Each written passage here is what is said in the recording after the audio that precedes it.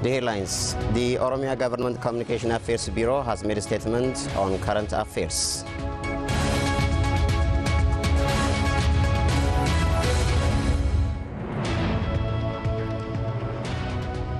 And from abroad, embattled British Prime Minister Theresa May survived a no-confidence vote on Wednesday.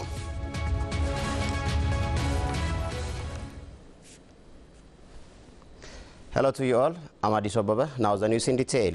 Gada leaders of Guji announced that the peace week they declared has successfully been concluded. The Gada leaders have called on all political parties to work towards realizing peace at all levels, as the Gada system gives a special place for peace. Oluma Baina has the detail. Gada leaders of Guji Oromo, Jilomano and the Midagalete have briefed OBN concerning the current situation in the zone. The leaders said that they have been striving to sustain peace and security of the zone. They noted that they have declared a week of peace to restore their peace and security in the two Guji zones and succeeded.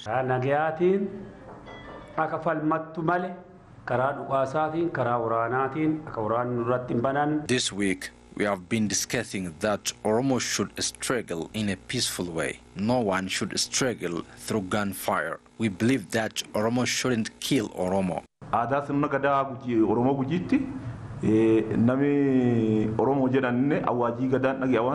In Oromo Gada system, every Oromo respects what Gada leaders declare, based on principle of that system. That is why the OLF militants came back to their community. Now, relatively, there is peace and security in our towns. The leaders underscored that Gada system has great value in restoring peace and security, adding that political parties should give priority for peace and security of the country.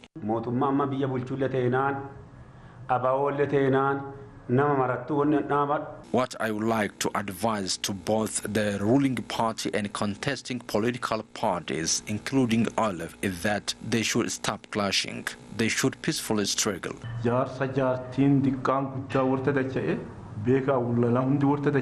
Let us discuss peace and security of our country, regardless of differences in our knowledge, sex, age, and so on. Gada teaches peace. It also declares peace. It never allows war, hunger, and conflicts. We rather pray for our people's health, peace, and security. The Oromia regional government has thanked Oromo Gada fathers and leaders for extraordinary effort they are making to restore peace across the region. The Oromia Government Communication Affairs Bureau has made a statement on current affairs of the region and country. Here is Muktaraji for the detail. The Oromia Government Communication Affairs Bureau has briefed OBN on the current affairs of the region. Head of the Bureau, Admasu Damto, while briefing the affairs, said some leaders of the Oromo Liberation Front, OLF, have been accepting the official call made to them by their Bagadas. He said the government has also confirmed those who accepted the call. The Shane wing of OLF soldiers have confirmed the public call made to them by the Guji Abagadas, and most of them have chosen to struggle in a peaceful way. So we want to welcome our brothers who have shown their commitment to make peaceful struggle in our homeland, Oromia. Admasu expressed that the government has acknowledged the commitment of Abagadas to make peace declaration. The Oromia regional government has been watching the peacemaking call of Abagadas in a very special attention. It also congratulates them for their best deed. Such activities should be continued in the region. Admasu stated that the public has been fighting against false propaganda that have been released by responsible sources. The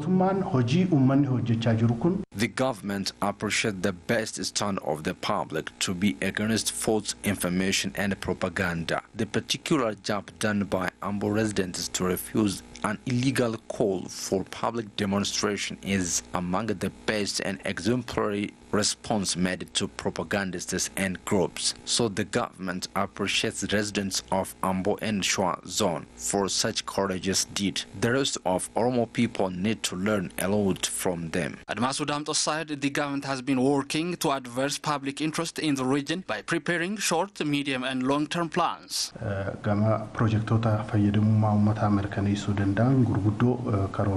To support our political achievement by a strong economy, the government has planned a lot for better transformation. This could be done by inaugurating different projects started so far.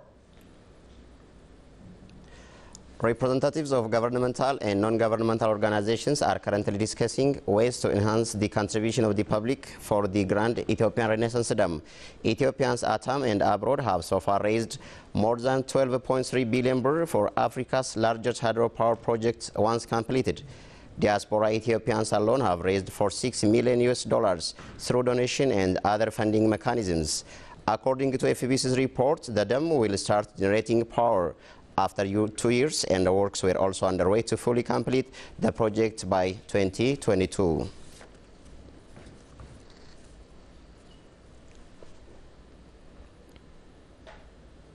Invest in Ethiopia Forum, organized by the Ethiopian Embassy in Qatar, was held in Doha. The ambassador of Ethiopia to Qatar, Metasabia Tadesse, Qatar Chamber First Vice Chairman Mohammed bin Ahmed bin Taur Al-Kuwari, attended the meeting alongside a number of Qatari and Ethiopian businessmen. The meeting reviewed investment opportunities available in Ethiopia and ways of strengthening trade and economic cooperation between the private sector of both countries. Addressing the forum, Ambassador Metasabia noted Qatar and Ethiopia enjoyed good relations in all fields.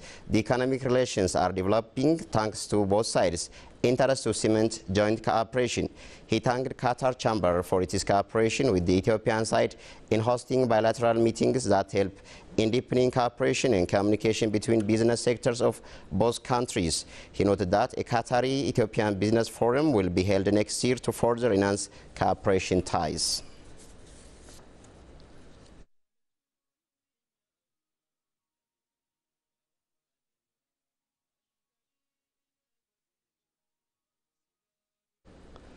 Ambo Town administration has prepared a new city plan aiming at making the town very conducive for residents. The new city plan has been discussed by the residents. Here is Lata Teresa for the detail. Ambo Town administration said it is preparing a new city plan aiming at making the town favorable for its dwellers. The plan has been discussed by residents of the town. However, the residents who have taken part on the deliberation raised their concern that the ever-increasing illegal construction in the town might hinder the implementation of the newly designed city plan. The existing illegal construction affects the town's plan. The problem emanated from lack of supply. When residents planned to build a home, they couldn't get land. Due to this, they were obliged to engage in illegal construction.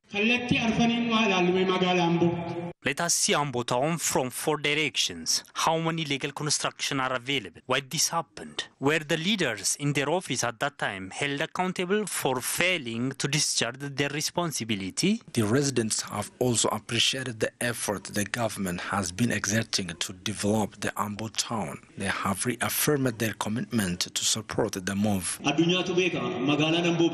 It is obvious that Ambo people are knowledgeable, but we lack how to use this potential for development. Now you told us to begin developmental works. Go on, we are with you. Mayor of the town, Biqiltuu Katama, underscored that residents' active participation is important to resolve good governance-related problems of the town. She said the illegal construction problems would also be addressed through government directives.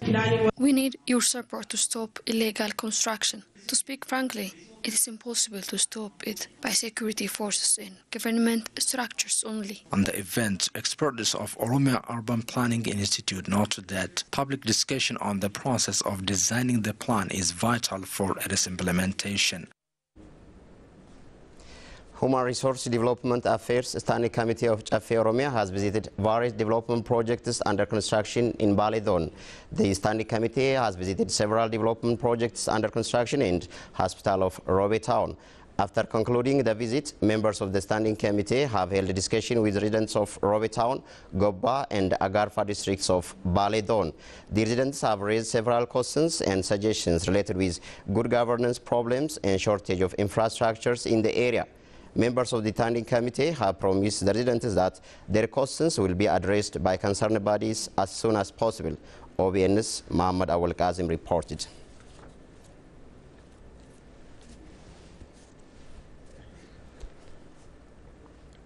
Ventures Africa reported that Ethiopia is among 10 African countries becoming best investment destinations. According to the report, Ethiopia is among speeding up its pace to catch up with a few investment destination countries in Africa due to multi-directional change it is undergoing since recently. Accessing the economic outlook and investments in different parts of Africa, the Rand Merchant Bank, a South African diversified financial services holding company which released a list of 10 most attractive countries for investors in 2019, stated that Ethiopia is one of the top African countries to attract investment from across the globe this year. It is time for investors to seize business opportunities offered by landlocked Ethiopia as the country seeks to recover its past glories and improve its economy. According to Ventures Africa report, Ethiopia's Prime Minister Abiy Ahmed has been lauded by many world leaders for making substantial reforms to improve the country's economic position.